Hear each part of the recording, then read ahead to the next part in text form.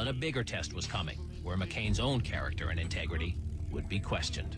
We could all agree that a senator's responsibility... The Keating 5 scandal was a window on Washington at its worst. 5 powerful senators intervening to help a major political contributor, Charles Keating.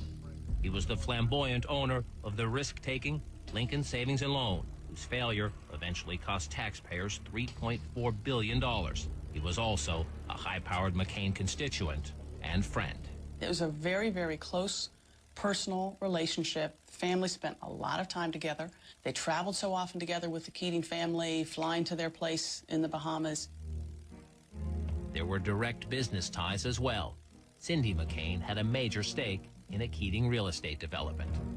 He knew his wife had a financial relationship. Do you think sometimes he is so convinced of his own integrity that maybe he has a blind spot? He absolutely may have had a blind spot on things like this, but that's why I think the Keating 5 scandal was one of the best things that happened to him professionally. At Keating's request, the 5 senators demanded a meeting with regulators investigating the S&L.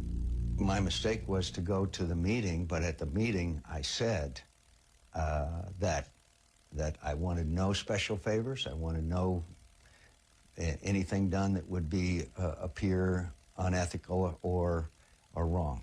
No senator we've ever met with or member of Congress has ever started with the presumption that they're about to tell us something improper in a meeting. William Black was one of the lead investigators at the meeting. And our feeling was, if he's scared, we should be petrified. The Senate Ethics Committee investigated. The special counsel recommended McCain and another senator, John Glenn, be dropped from the probe. But in the end, McCain and Glenn got mild rebukes for poor judgment, much less harsh than the findings against the other 3 senators. Senator McCain was unique among the 5 senators in having a direct financial conflict of interest involving direct investments. Former regulator Black is unforgiving. On judgment, ethics, and truthfulness, he failed this test as badly as you can fail. Mr. Black can say what he wants to. Everybody can say what they want to. Bob Bennett was appointed as a special investigator. He said I should have been dropped from it, and he said that it's the worst injustice he's seen in all of his years in Washington, D.C. I think people will take Mr. Bennett's word. McCain aides say he was stung at the suggestion he could be bought.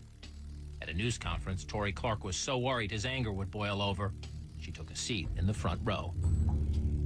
We had our signal worked out that if he started to lose his temper, I would rub my nose. I came close. I think my hand came up a few times, but I never really had to do it. I thought that the factors were there. The elements were in place, that if he was going to explode in a big public way, it might have happened at that press conference. It was not the first time his temper was an issue, and hardly the last. When we come back, another crisis looms, one that will test more than McCain's temper.